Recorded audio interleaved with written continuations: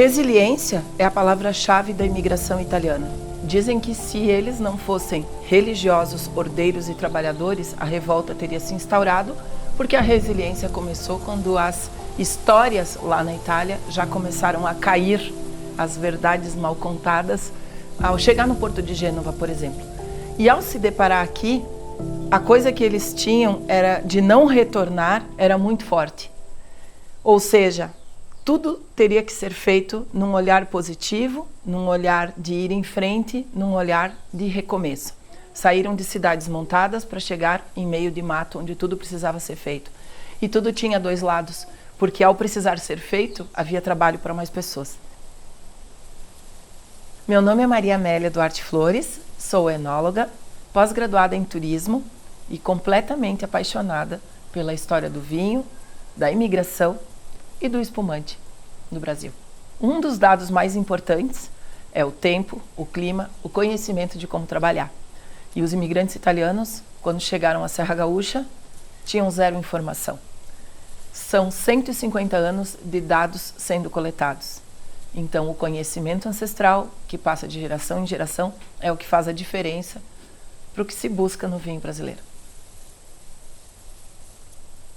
Meu bisavô chegou em 1882, ele era pequeno, ele chegou com os pais e eles chegaram na propriedade aqui do lado, que até hoje ainda tem da família também, né?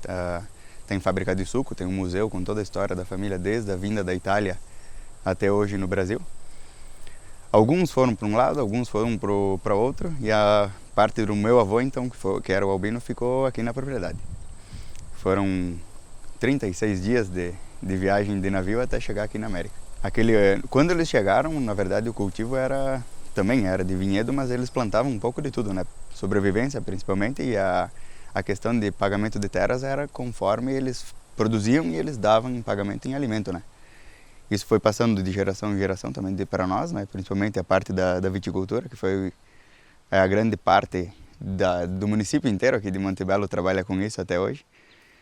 Eu acho que 90% aqui de Montebello a produção é vinícola. Eu trabalho aqui nos vinhedos, então, da nossa propriedade aqui. A gente trabalha com 11 hectares de vinhedo e temos também aqui na propriedade a vinícola Adega Giovanni Tasca. Uma vinícola, então, familiar, que a gente trabalha em 3 sócios. Eu, o Pedro e o Leonardo, nós somos em 3 primos. O trabalho que começou, então, com a ideia dos nossos pais, né, de construir essa vinícola. Quando eles começaram, então, não existia tecnologia nenhuma naquela época, né? Então, o trabalho era bem difícil mesmo, era bem árduo. Então, esse pedaço até aqui tem a história que o meu avô contava, que eles chamam de Brasília, chamam hoje, né? Que é o pedaço que quando estava naquela época de Brasília mesmo, lá da política, eles estavam desbravando. Então, serrote, era machado, não existia trator de esteira ainda naquela época. Comparado com hoje em dia, que hoje em dia tu vai fazer o mesmo serviço, que eles demoraram 1 mês aqui, a gente faria em 3 dias com o maquinário que existe, né? É tudo bem trabalhoso comparado uma coisa com outra. Os antigos, quando chegaram aqui, não sabiam se ia dar certo ou não. Plantaram uvas e tentaram, arriscaram, sem saber onde é que iam entregar. E graças a eles, hoje, a gente continua produzindo mais fácil e a gente entrega tudo com qualidade. Eu recebi uma herança, porque quando eu peguei praticamente tudo pronto. É só continuar. Investir, melhorar alguma coisa ou crescer. Mas praticamente estava pronto, é só continuar, tocar para frente. Eu sou Giovanni Giovanaz, moro em Marcorama. Eu sou da 4ª geração de viticultores. Começou com meu bisavô, meu avô, meu pai e agora sou eu. E hoje eu passo para meus filhos, né? A vontade deles, se querem permanecer comigo, tocar para frente. Pelo que falo, o mais velho, do Luan, diz que sim, que ele vai me ajudar. O Davi está indo junto, mas está a continuar, porque veio lá do meu bisavô e para eles continuar, porque se ele não continuar depois de mim, mais ninguém vai parar. Nunca se pensou que a Serra Gaúcha seria um terroir de vinhos. Se pensou em construir uma vida nova, onde o cenário não fossem corpos de guerra, lutas, perdas e pobreza, que é o cenário que a Europa inteira e principalmente a Itália pós-unificação se encontrava. Então quem chegou aqui se deparou com o inusitado, e o inusitado envolvia um terroir muito difícil, com encostas, com pedras, com excesso de água, com excesso de plantas. E a ideia de se plantar uma videira era ter a continuidade do vinho que se tinha lá, de uma história, de uma ancestralidade. E num processo de imigração, onde muitas vezes até o sobrenome da família foi perdido, porque as pessoas eram qualificadas, classificadas pelas cidades ou pelas procedências, voltar a fazer vinho era resgatar essa ancestralidade. Então, produzir o que quer que fosse que desse certo seria um motivo de comemoração. Óbvio que nós tivemos imigrantes como a família Peterlongo, que já pensou em elaborar espumantes porque eram as suas raízes do Trento, do Império Austro-Húngaro.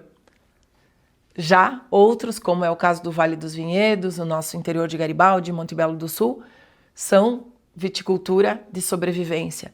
Ou seja, é um vinho que surge na base da teimosia e do amor.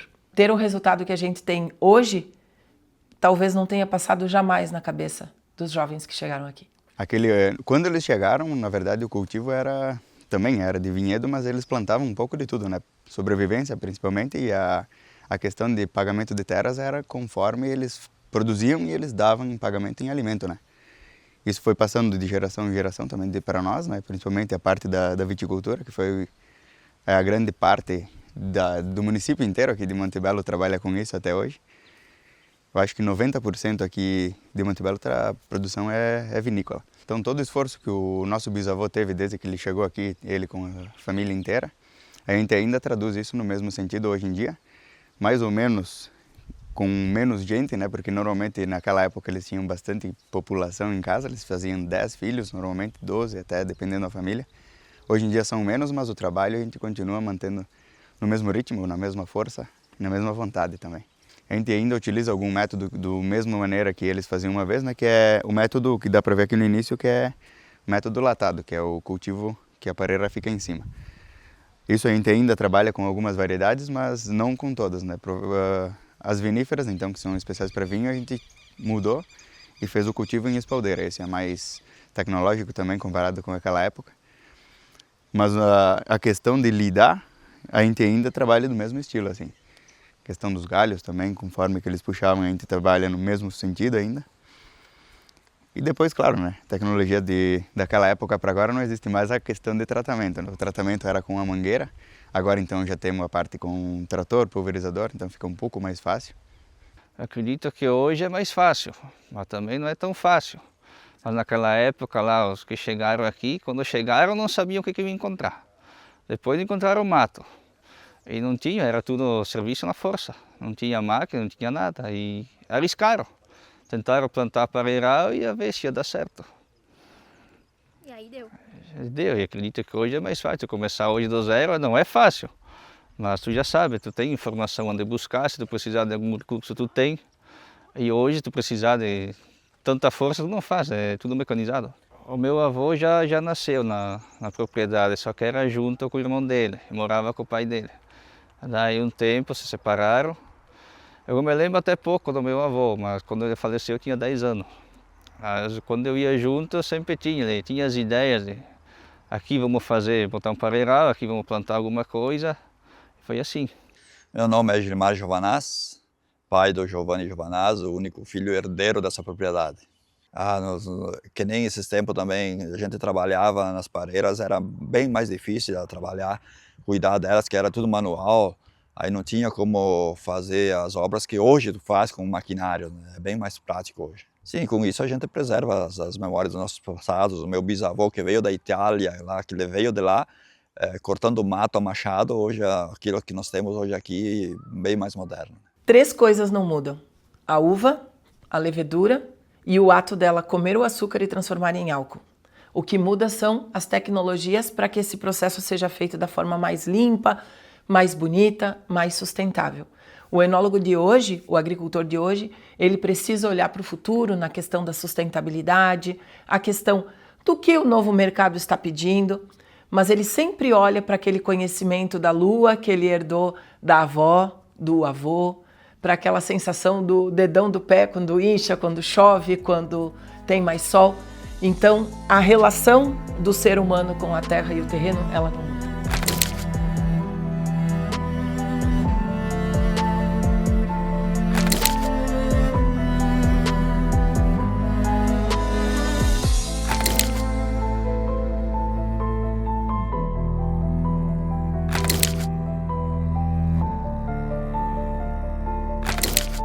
Aquela semana que começou as chuvas, a gente estava trabalhando normalmente o tempo inteiro na vinícola ali, né? Porque como chovia torrencialmente todos os dias, a gente não conseguia ir para o vinhedo. Então, um dia deu uma aliviada aí de tempo, eu falei para o meu primo, vamos dar uma olhada lá, como é que estão as estradas e tudo, né? Que normalmente o primeiro que estraga é a estrada.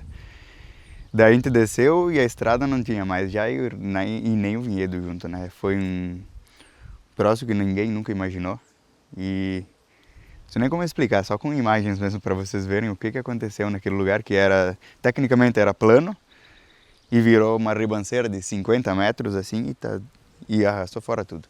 A primeira coisa foi sentar só, ficar olhando, o cara não acredita, né? Daí eu filmei, falei, vou levar para casa, mostrar para o pai, porque mesmo assim eles não vão acreditar quando chegar lá em casa. Daí eu cheguei, mostrei para meu pai e meu tio.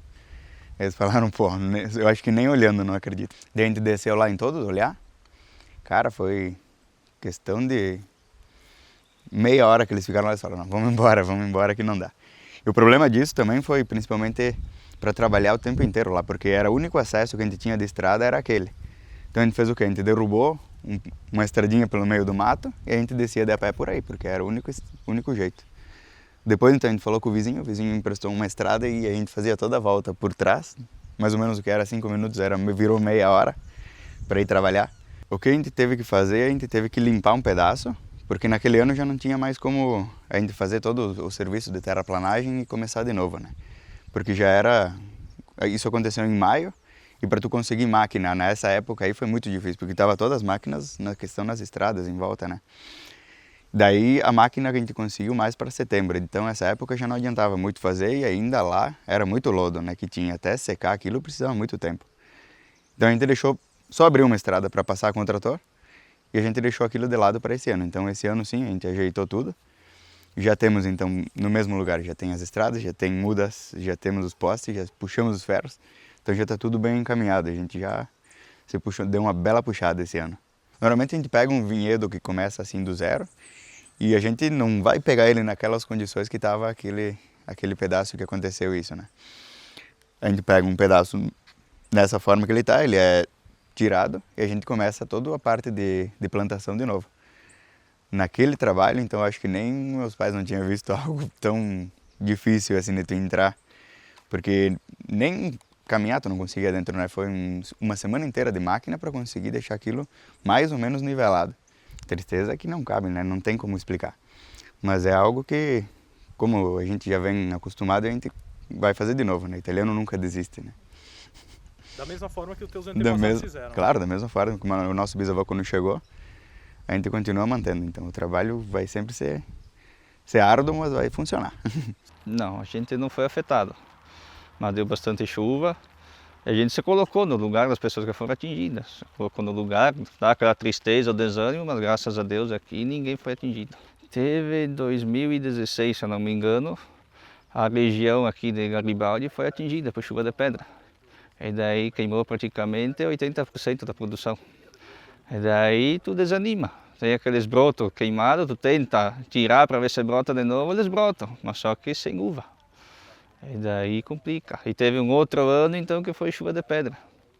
E nesse ano ali, os produtores que não pegou a geada, teve no fim do ano chuva de pedra. Eu me lembro que a região de Montebello foi uma dessas, que não pegou geada e pegou chuva de pedra. O que faz a gente continuar é o amor pela viticultura, é a resiliência que a gente tem, que veio dos antepassados e agora chega a minha vez, né? A vontade de botar para frente. Para a gente produtor, a garantia é quando a uva está entregue, porque até lá a gente não tem garantia, sabe, nenhuma. É sempre cada ano é um risco. Vento, chuva de pedra, qualquer nuvem que pode vir pode descer pedra e acabar com o teu serviço. Mais ou menos pelo que a gente viu aqui, eu acho que os desafios que eles tiveram quando eles chegaram da Itália em 1882, eu acho que foi próximo do que a gente passou nesse ano passado aí para conseguir reconstruir tudo o que aconteceu. Então, o vinho brasileiro é um permanente recomeço, um permanente descobrir, seja diante dos desafios da natureza ou dos desafios do consumidor.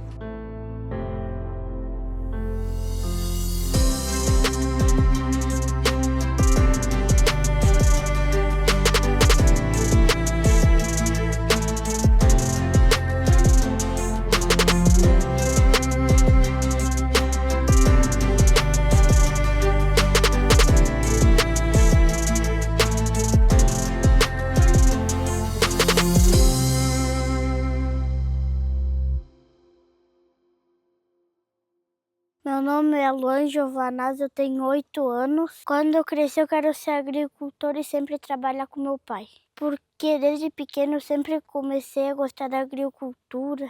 Esse pareirão representa amor, esperança, futuro.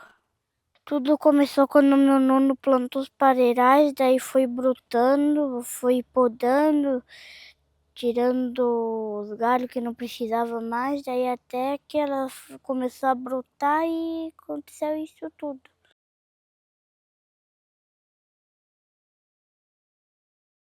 Vivencie momentos únicos e encantadores no complexo enoturístico da Cooperativa Vinícola Garibaldi. Cada passo é um convite para sentir, provar e se emocionar em um espaço pensado para acolher e celebrar todas as sensações e a magia que os vinhos e os espumantes proporcionam. Aqui você embarca em uma jornada imersiva pelas 4 estações do ano, em uma história para degustar, passando por salas temáticas que revelam cores, aromas, sabores e emoções inesquecíveis.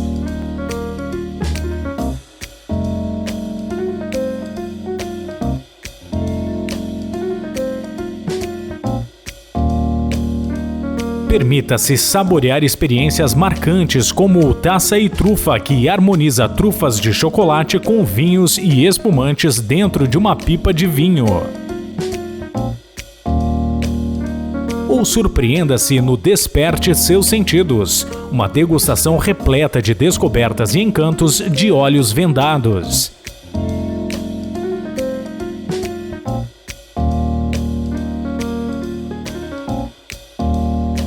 Para se aprofundar ainda mais, o Taça e Prosa oferece um mergulho no universo dos espumantes, explorando seus métodos de elaboração e harmonizando com deliciosos pratos.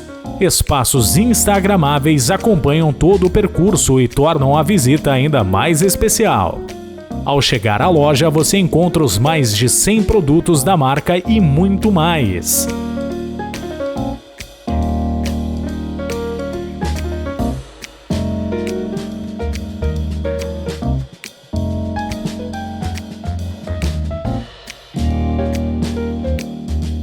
Desvende os segredos do enoturismo da Cooperativa Vinícola Garibaldi.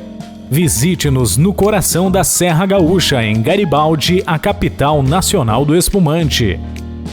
Cooperativa Vinícola Garibaldi, cultivando a vida em harmonia.